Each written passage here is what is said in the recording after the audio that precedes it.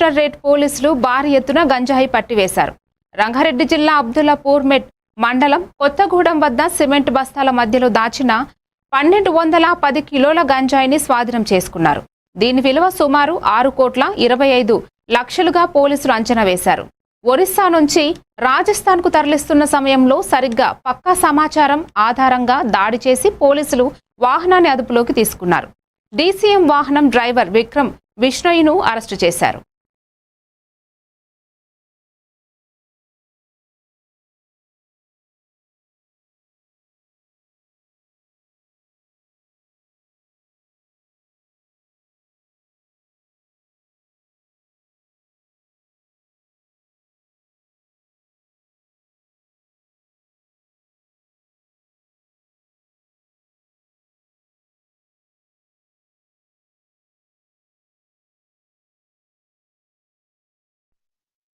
ఇది ఇంతవరకు రాచకొండ కమిషనరేట్ లో ఇంత పెద్ద మొత్తంలో ఇంతవరకు ఎప్పుడు సీజ్ కాలేదు. 1210 kg ఆఫ్ గాంజాని అంతా కలుపుకుంటే 6,25,00,000 టోటల్ ప్రాపర్టీ అది సీజ్ చేయడం జరిగింది.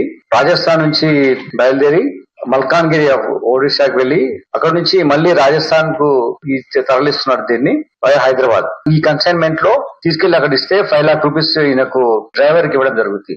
ఇందులో ముఖ్యంగా మన దగ్గర పట్టుకున్న విక్రమ్ విష్ణోయ్ అలియాస్ వికాస్ అని ఉన్నాడు.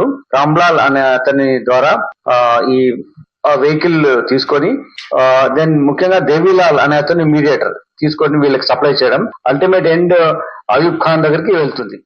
మరిన్ని అప్డేట్స్ తో మళ్ళీ కలుద్దాం. Keep watching A1 TV Telugu news.